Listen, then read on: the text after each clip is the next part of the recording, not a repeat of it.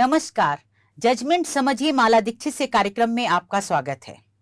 आज मैं आपके साथ जिस विषय पर चर्चा करूंगी वो बहुत गंभीर विषय है। आज मेरी चर्चा का विषय है महिलाओं की सुरक्षा।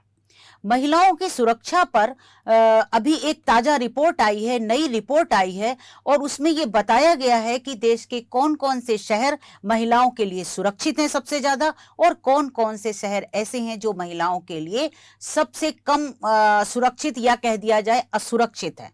तो सबसे बड़ी चीज जो उस रिपोर्ट में निकल करके आई है वो ये है कि देश की 40% महिलाएं अपने ही शहर में स्वयं को असुरक्षित महसूस करती हैं। आपने बिल्कुल सही सुना, 40% महिलाएं स्वयं को अपने ही शहर में असुरक्षित महसूस करती हैं। ये उस रिपोर्ट में निकल करके आया है। और अगर आप ये सुनेंगे कि कौन से शहर ऐसे हैं देश के जिसमें महिलाएं सबसे ज्यादा असुरक्षित हैं, तो उनके नाम सुन करके भी आप चौंक जाएंगे, क्योंकि उसमें आपका अपना दिल्ली भी शामिल है। दिल्ली, फरीदाबाद, श्रीनगर, रांची, पटना, जयपुर, कोलकाता, ये सारे शहर ऐसे हैं जो सबसे ज्यादा असुरक्षित उस रिपोर्ट में पाए गए हैं महिलाओं के लिए। ये सर्वे महिलाओं पर ही कराया गया है। महिलाओं ने ही स्वयं अपनी राय बताई है और उसके आधार पर इसके निष्कर्ष निकाले गए हैं। और जबकि देखा जाए सबसे सुरक्षित शहरों की अगर श्रेणी देखी जाए तो उसमें भी आपको आश्चर्य होगा कि मुंबई जो है आपका, वो सबसे सुरक्षित शहरों में शामिल है। इसके अलावा विशाखापट्टनम और उड़ीसा का भुवनेश्वर भी उसमें शामिल है। और साथ में देखा जाए तो नॉर्थ ईस्ट के भी कुछ शहर जो हैं वो सबसे सुरक्षित शहरों में शामिल हैं और टॉप पर है कोहिमा।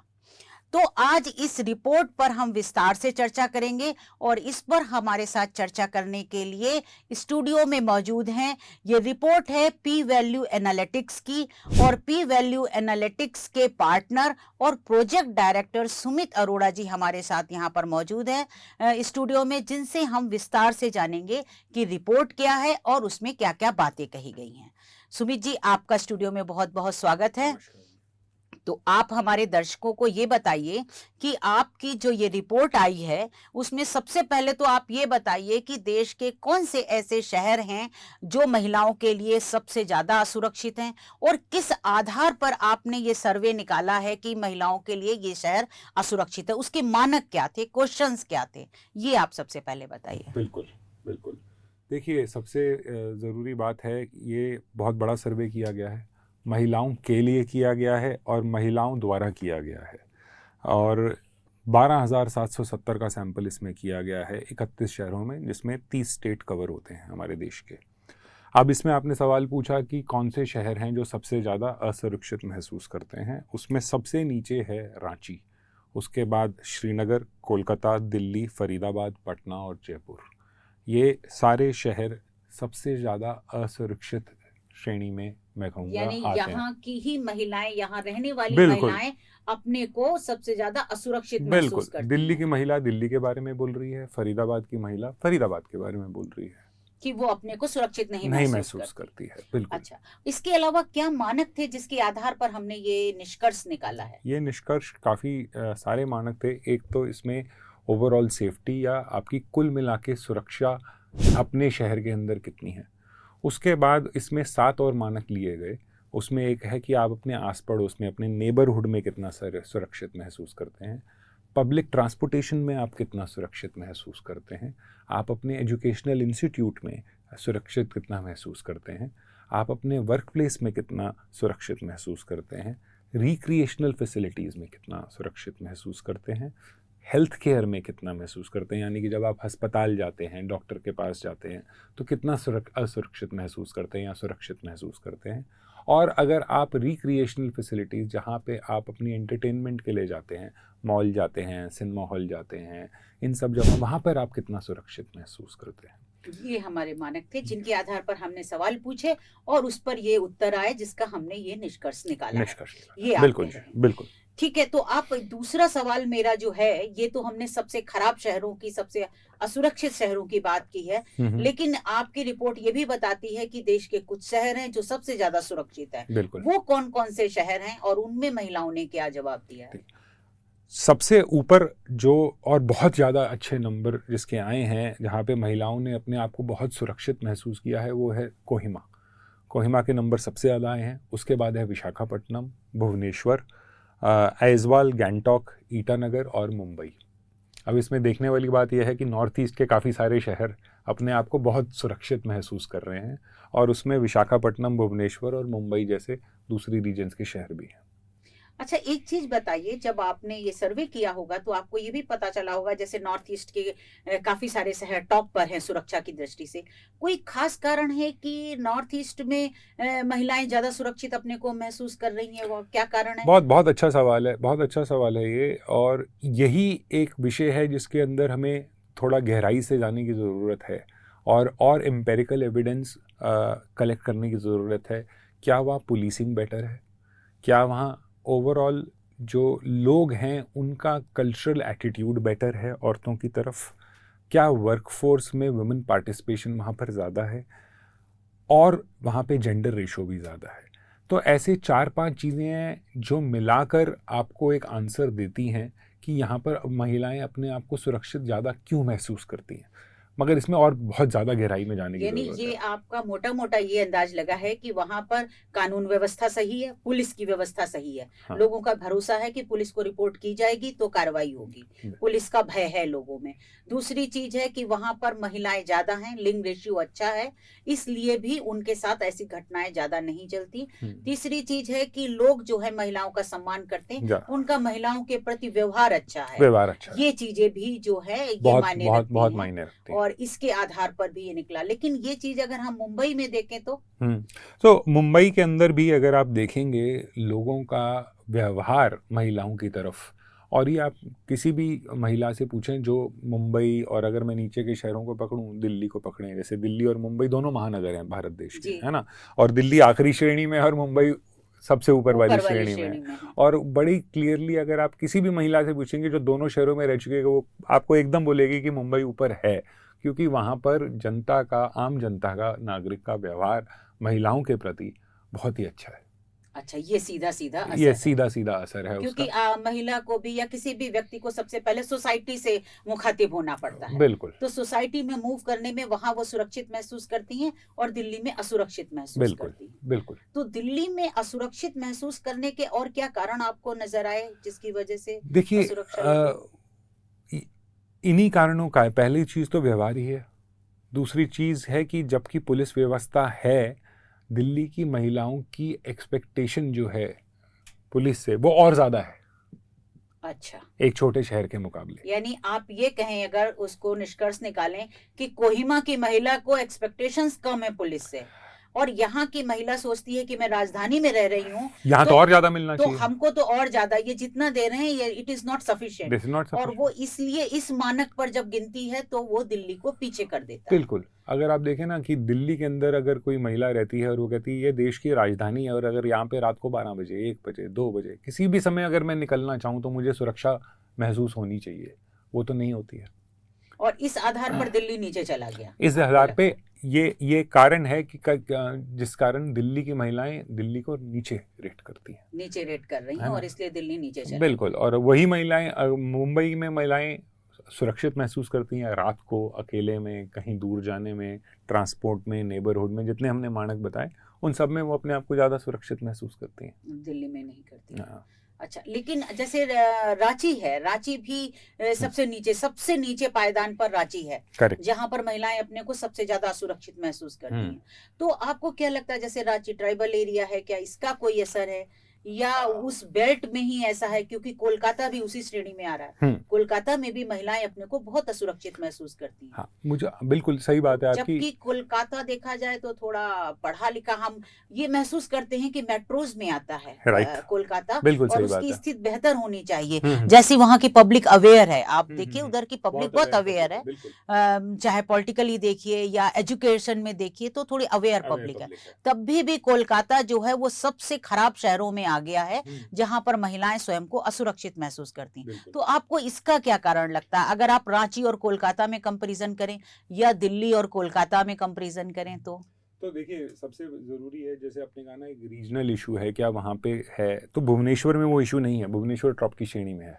हाँ, भुवनेश्वर है ना, की, जबकि बगल से लगा हुआ बगल से ही लगा हुआ है, ज़्यादा दूर भी नहीं है। और कोलकाता में हमने ऑब्जर्व भी किया है पिछले 1-2 सालों में काफ़ी कुछ बड़े इंसिडेंट्स भी हुए हैं।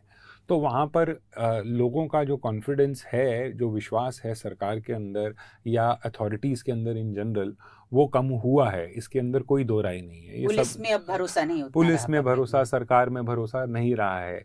हेल्थ केयर फैसिलिटीज़ में, हॉस्पिटल में, एजुकेशनल इंस्टीट्यूट्स में इंसिडेंट्स हुए हैं बड़े बड़े। तो कोलकाता के अंदर वो एक उसकी वजह से उसका आंकड़ा खुद ही लोगों ने कम, वहाँ की महिलाओं ने ही कम रेट किया। ये नहीं है कि बाहर के लोग कर रहे हैं उसको कम, वहाँ की महिलाओं ने ही कम रेट ये किया। चीज आपको रिफ्लेक्ट हुई, क्योंकि आपका सर्वे तो पिछले साल ही सबसे पूछा गया है, तो इसी उसी साल। समय का ताजा ही हाँ, है, इसी एकदम साल, ताजा है, इसी इसी साल साल का। पूछा गया है।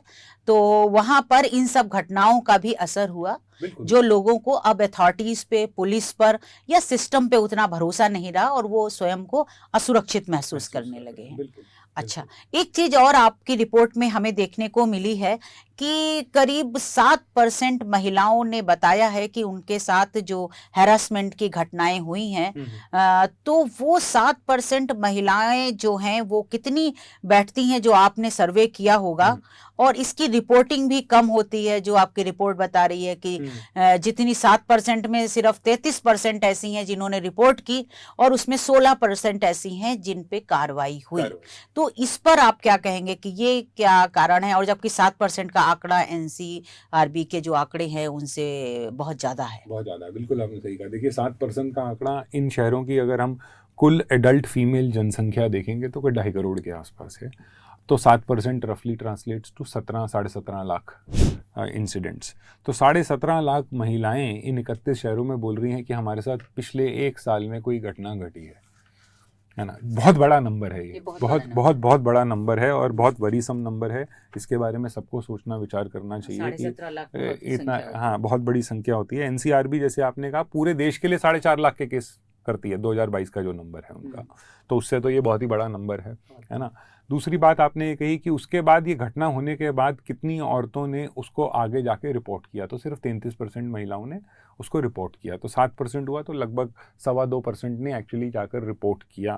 और उसके बाद एफआईआर नहीं, ये रिपोर्टिंग है। देखिए एफआईआर और रिपोर्टिंग अलग चीज़ होती है। एनसीआर भी एफआईआर देता है, रिपोर्टिंग का कई बार होता है कि मैंने हेल्पलाइन पे फ़ोन किया, अच्छा, है ना, मैंने और पुलिस उन्होंने वाले को respond बोल नहीं दिया, किया। है ना, उन्होंने होस्ते रिस्पॉन्ड किया नहीं किया वो बात की बात है, पर सिर्फ 33 ने उसके ऊपर कुछ एक्शन लेने की सोची, है ना। 66 ने उसको जाने दिया। अब 66 ने क्यों जाने दिया, ये भी एक बहुत बड़ा मुद्दा है जो हमारे पॉलिसी मेकर्स को सोचना चाहिए, समाज को भी सोचना चाहिए कि अगर औरत के साथ कुछ होता है तो वो उसको रिपोर्ट क्यों नहीं करती है। शर्म के कारण, डर के कारण, कुछ नहीं होएगा तो मतलब कॉन्फिडेंस, विश्वास नहीं है कि इस पे एक्शन नहीं होगा। तो ये भी एक बड़ा मुद्दा है जिसको देखना चाहिए। और उसके बाद 16% के ऊपर कुछ एक्शन कार्रवाई हुई। अब वो कार्रवाई जुडिशियल हुई, नॉन जुडिशियल हुई, वो एक अलग कहानी है, मगर कार्रवाई हुई कि कुछ तो किया, उसके ऊपर बात की सुनवाई हुई है। तो ये आंकड़े जो हैं ये बहुत बहुत ज़रूरी हैं इस मामले में, कि पहली बार आपको हमारे देश में ऐसा कोई डेटा मिल रहा है जो सारे आंकड़े दे रहा है।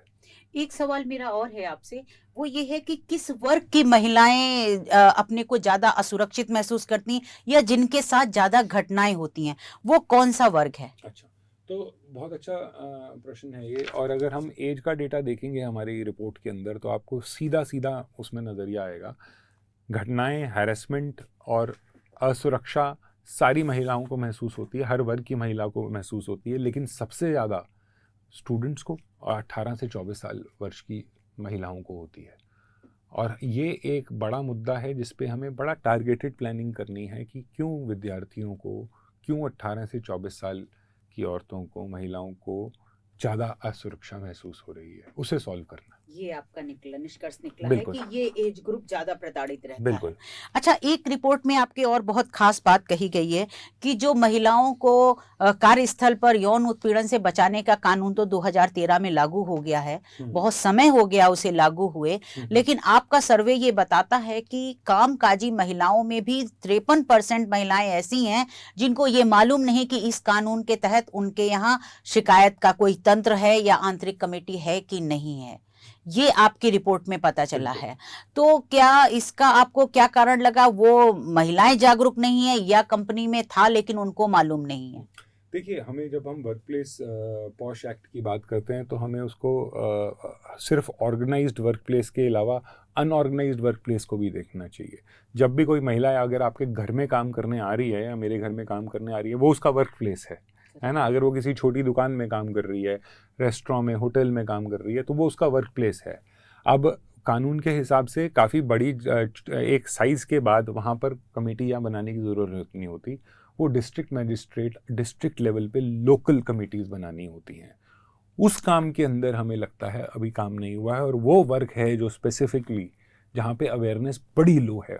यानी जो रिपोर्ट में ये 53% का डेटा जो आपने दिया है एनालिसिस निकाल करके, उसमें वो वर्ग ज्यादा है जो अनऑर्गेनाइज्ड है। यस, बिल्कुल। तो हमारा ये पहला इंप्रेशन नहीं जाना चाहिए कि वर्क प्लेस का मतलब जो ऑर्गेनाइज्ड ऑफिसेज हैं, ये उनकी बात नहीं ज्यादा हो रही है।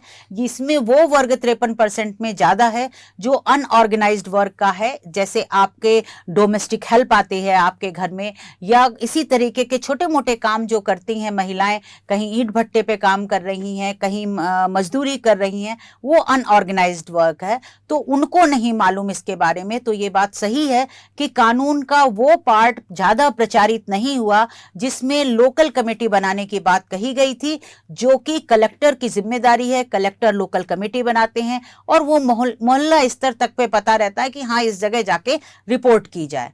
तो ये एक ध्यान देने वाला पहलू जरूर आपकी रिपोर्ट में सामने आया है। तो आपने बहुत अच्छी अच्छी बातें बताई हमें सुमित जी, और आपकी रिपोर्ट भी लैंडमार्क है।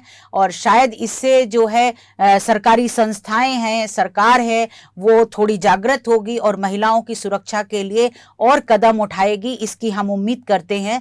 तो आज बस इतना ही। फिर कोई ऐसा ही महत्वपूर्ण विषय आएगा तो मैं उस पर आपके साथ जरूर चर्चा करूंगी।